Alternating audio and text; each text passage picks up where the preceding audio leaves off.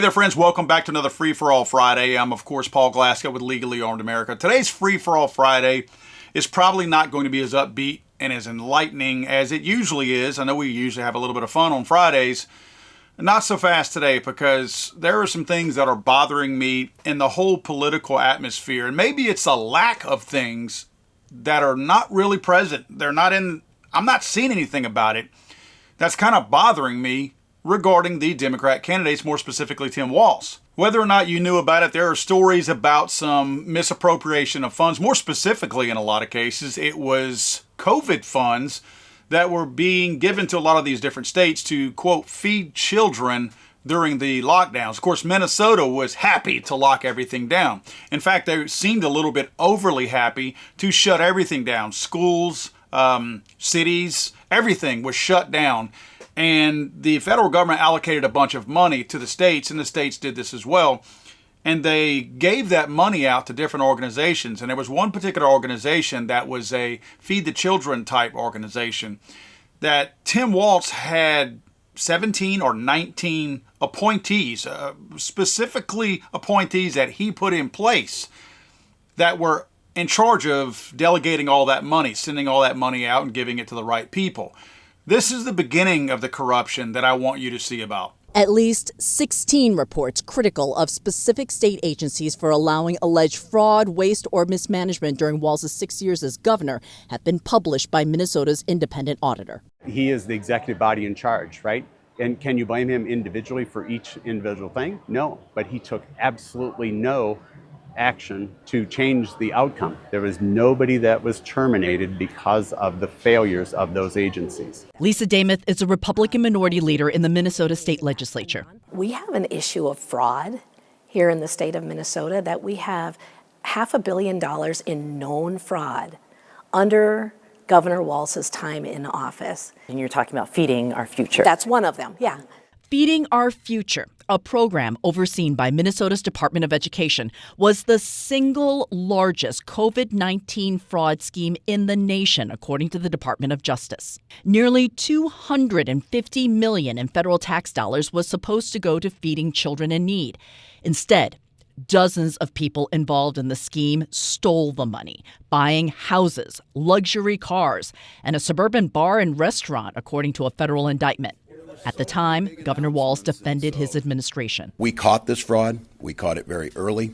We alerted the right people. This past June, the state legislative auditor's investigation found that the Minnesota Department of Education's actions and inactions created opportunities for fraud, failed to act on warning signs, and did not effectively exercise its authority to hold Feeding Our Future accountable. Is that fraud the governor's fault?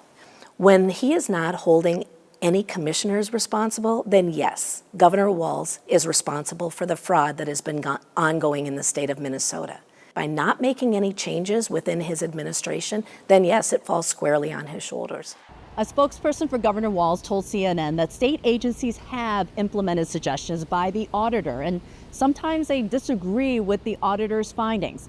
That spokesperson added, quote, "We are constantly evaluating ways to eliminate fraud and improve government programs." So that's bad enough. And in fact, if anything, this report right here shows that Tim Walz is a perfect candidate for Washington, D.C., because things that happen right under his nose in his own state by people that he personally appointed himself, no accountability. Nobody's held to account. Nobody's given time off with pay. Nobody's given time off without pay. And certainly no one is being terminated, demoted, or anything that would show any sign of accountability and maybe some kind of, punishment for people who are bilking their state and the federal government, taxpayers in general, out of millions and millions of dollars. Let's remember, some of these organizations fed 0 children, but the state still continued to not question anything and doled out over $250 million. And Tim Walz said he caught it early. $250 million later, he caught it. There was reportedly 125 million fake meals that were charged for that nobody ever got fed. No mouths were fed by this money. 125 million meals, and that we know of, $250 million, but yet Walz said he caught it early. But that's not really what pisses me off, because you know what? The people of Minnesota, they elected this clown. I know some of that's federal money, and I deserve to be pissed off about it. But the people of Minnesota put this clown in there. This next report is what really angers me, because they don't mention it in this first report, but they finally start to educate us on the bleed over from these fake meals to something that's very near and dear to my heart: autism. Sources tell our Lura Goose that what began as an investigation into meals for children is looking now at programs for kids with autism. More than 125 million fake meals are at issue in this case. In the $250 million Feeding Our Future federal child meal fraud case, one of the 21 defendants who's already pleaded guilty is Beckham Murdasa. He pled to testify against all the other defendants. Murdasa admitted that the nonprofit he formed, Youth Inventors Lab, was a phony company he used to create fake meal count sheets, all to help his co-conspirators steal more than $3 million in federal child nutrition money without serving so much as a single bagged meal. Now, documents reviewed by Care 11 Investigates show that Youth Inventors Lab is not the only business Murdasa had, and the child meal program was not the only taxpayer-funded program he built out of this small retail space on University Avenue in St. Paul. According to the Department of Human Services, his second company, Epic Therapy, received $106,000 in Medicaid reimbursements for autism-related services in 2020. That number ballooned to $633,000 the next year, the same time Murdasa's admitted phony meal scam was taking off. In Minnesota, the number of autism centers, as well as the Medicaid payments they've received, have increased exponentially each year, from 5.1 million in 2018 to 68.6 million in 2021 to 163.5 million in 2023. And as of mid-September, $178.6 million have already been paid to the now 220 autism centers in the state. And just like those Feeding Our Future defendants accused of billing for meals never served, The largest pandemic fraud in the United States. Sources confirmed to Care 11 Investigates that the FBI is investigating some of those autism companies for services allegedly never provided. It is disappointing because those resources need to be allocated appropriately. Jules Edwards, co-founder of Minnesota Autistic Alliance, says there's a real need for legitimate services for children. And when those funds are misused, that is taking away resources from people who need them. Friends, this infuriates me. I am one of those kind of people. I do a lot of work on the side that a lot of people don't see. I do a lot of fundraising locally for local autism charities, special needs charities for children. Those of you that don't know, I'm going to let you in on a little bit of a secret. I have a severely autistic special needs son. He's going on 16 years old. I'm going to show you some video here of my son. This is my son about 10 years ago.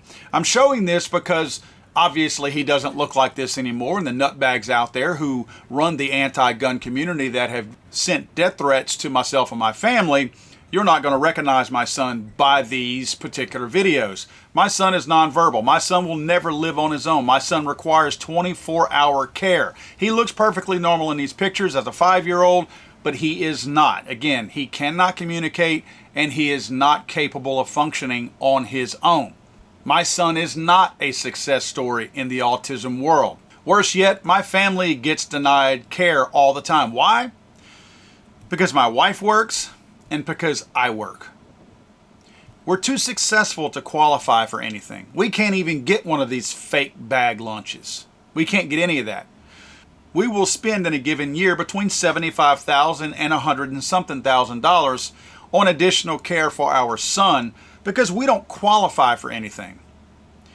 Yet these people are buying luxury cars, homes, and even bars and restaurants with money earmarked to help autistic children and their families, the autistic families. Because let me tell you something, the autistic children certainly need care. But in more cases, and I'm not complaining because we are taking care of our son. We are taking care of our family. You adjust things and you make things work, right? I mean, that's what good people do, honest people do, and people who love and care for their own families, that's what they do. So I don't need anything from Tim Walz or anybody else. My point is, a lot of families do.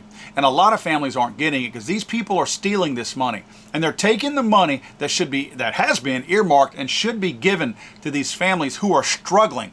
These families who are doing without the proper therapy for their children that would get their children to that next level. My son, no amount of therapy is going to make him assimilate into society and be a functioning member of society. That's not going to happen. Nothing short of a miracle will do that for my son. But there are families out there who could use this assistance and could use this help that are opting to feed their children. So instead of doing the things that need to be done with this money, these people are doing things that are corrupt and crooked and lining people's pockets, knowing that they're doing it. Direct reports from Tim Walz are doing this. He knows they're doing it. Don't tell me he doesn't know they're doing it. And families are directly being affected by this. Now, what pisses me off even more, the fact that it involves Tim Walz, is the very fact that he has a, quote, nonverbal son who is also special needs. He, of all people, should be the advocate doing just the opposite of this. Not looking the other way whenever funds for special needs children. I'm not putting the special needs kids above the hungry kid. They're all in the same boat. But if he's going to be connected to this in any kind of way, he at least should have an open heart for these children who are special needs children who this money is being taken from. Yet this man can look the other way when his family is directly affected by this same affliction and look the other way while other people get rich off of it. You know I already have my problem with Tim Walz, how he treats his own son. Remember the video that came out whenever he was introduced and came out with his whole family at the Democrat National Convention? When he jerked his son's arm. Look at this video. I want you to see the look on his son's face, the happiness in his son's face, the pure joy in this kid's face as he comes out on stage, and then something he's doing is not meeting his dad's approval, and his dad snatches his arm and jerks him away as if nobody, including the millions of people watching, see this, and just goes on about it. This clip infuriates me. And this clip has haunted me since I've seen it, and nobody's talking about it.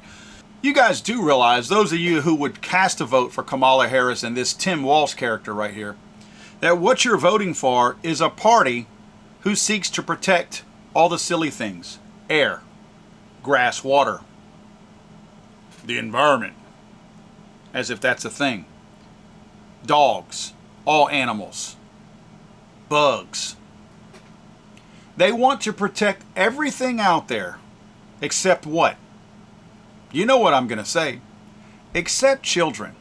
It seems that children are never on their list of things to protect and look out for. They're not advocating for the safety of any of these children, especially when you have a guy like Tim Walz who would yank on his own son's arm, his own flesh and blood, yank on his arm in front of all these people because he knows no one in that audience and nobody who's in that party will say a thing to him because that's not important to them. Had he walked out with his family pet on a leash and yanked that collar like that, this man would already be out of the race and Kamala would have already replaced him. We need to change our priorities, folks. Our children need to go to the front of the line. I don't understand the point that you're making. God save the Queen, man. I'm sorry, I thought this was America.